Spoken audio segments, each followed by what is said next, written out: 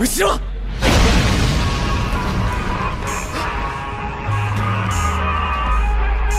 そんでね、中の生クリームが絶品なのよ。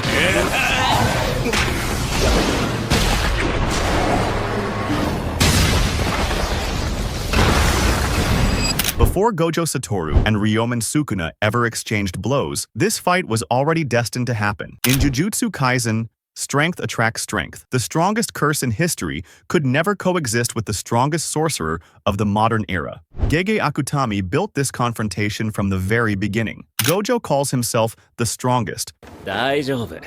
僕最強だから。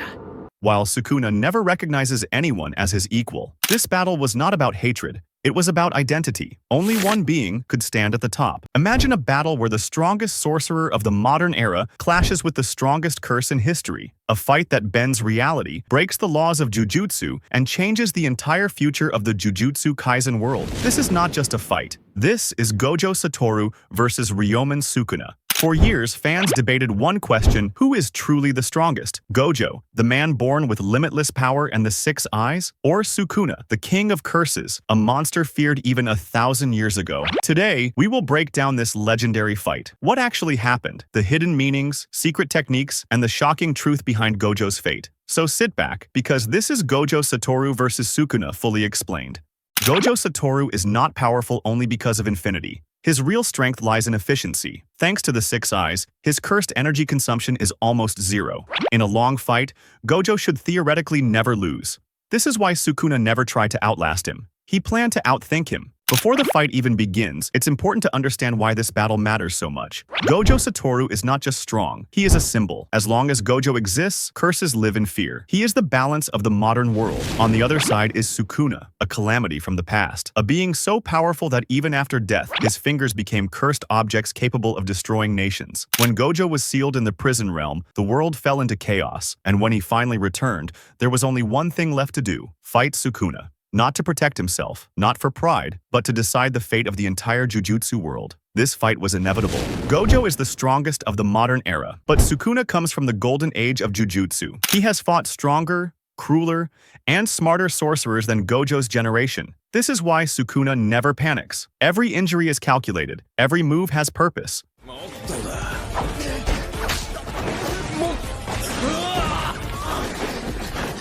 The moment the fight starts, something becomes immediately clear. This is not a normal battle. Both fighters smile. Both are confident. Both know they are equals. Gojo activates Limitless, making himself untouchable. Sukuna responds with Domain Expansion, Malevolent Shrine, a domain without barriers. This alone is insane. Normally, domains create a closed space, but Sukuna's domain spreads over 200 meters, slicing everything inside without escape. Gojo counters with Unlimited Void, flooding Sukuna's mind with infinite information. For the first time in history, two domains clash multiple times. This isn't about strength anymore. This is about refinement, efficiency, and intelligence. The domain clashes appear equal, but Sukuna is gaining more. Malevolent Shrine has no barrier. It can attack from outside Gojo's domain. Meanwhile, Gojo must constantly heal his brain. This slowly drains him. Here's a hidden detail many people miss. Sukuna is not trying to overpower Gojo directly. He is studying him. By repeatedly clashing domains, Sukuna learns the limits of Gojo's techniques. He tests how long Unlimited Void can last. He observes how Gojo heals with Reverse Curse technique.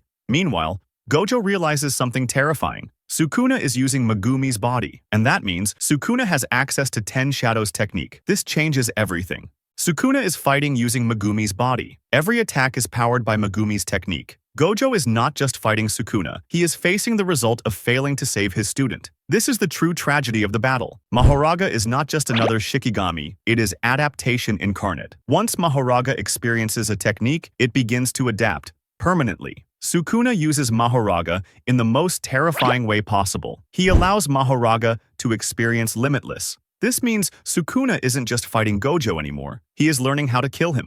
Gojo realizes this too late. Every slash, every hit, every second, Mahoraga survives. Mahoraga does not adapt through damage alone, it adapts through understanding. Once Mahoraga comprehends infinity, the adaptation becomes permanent. Sukuna only needed that knowledge once. Knowing he's running out of time, Gojo does something insane. He overclocks his cursed energy. He pushes Hollow Purple beyond its limits. This version of Hollow Purple is different. It's not just destruction, it's erasure. The explosion wipes out everything in its path. For a moment, it looks like Gojo has won. Sukuna is heavily damaged, Mahoraga is destroyed. The battlefield is silent, and Gojo smiles.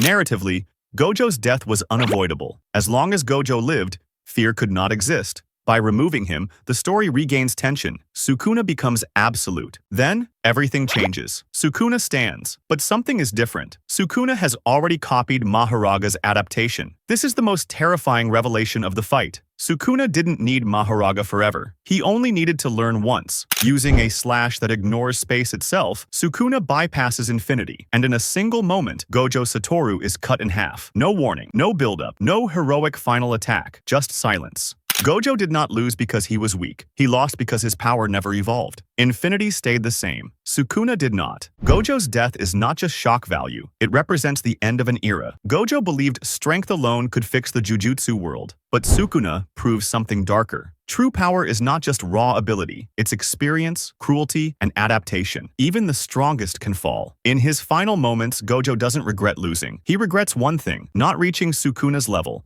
Gojo and Sukuna represent two completely different philosophies of power. Gojo believes strength exists to protect others. He teaches students. He builds the next generation. Even when he calls himself the strongest, it is never purely for ego.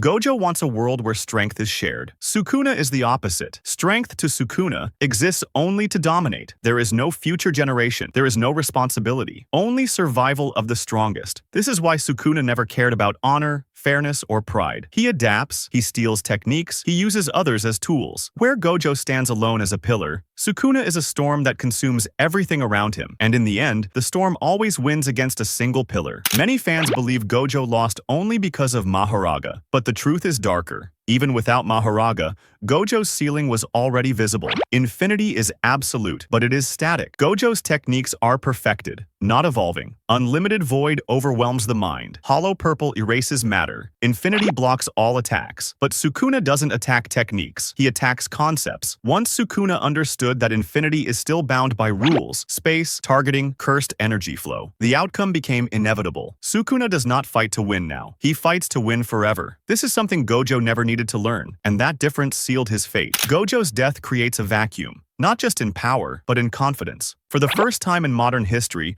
sorcerers know fear again. Curses grow bolder, barriers mean nothing, hope becomes fragile. Gojo was not just a fighter, he was reassurance. As long as Gojo existed, defeat felt impossible. Now, defeat is guaranteed, unless something changes. And that is exactly what the story demands. Sukuna is now the standard. To defeat him, raw strength will never be enough. The next generation must surpass Gojo in ways Gojo never could. Not stronger techniques, but better understanding, better teamwork, better sacrifice. Jujutsu Kaisen has never been about heroes winning. It is about survival in a cruel system. Gojo's death proves that no one escapes that system. Not even the strongest. Gojo versus Sukuna is not remembered because of flashy attacks. It is remembered because it tells the truth. That power alone is not salvation. That talent without evolution is failure. And that even legends can be erased without ceremony. This was not a battle meant to be fair. It was a battle meant to be final. And in Jujutsu Kaisen, the strongest does not always win. The one who adapts does. With Gojo gone,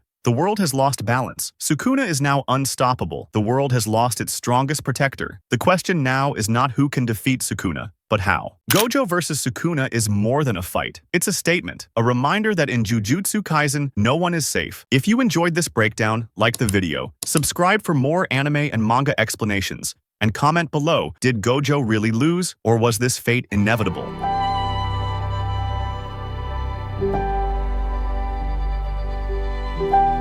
ゴジョサトル、私はあなたを忘れない。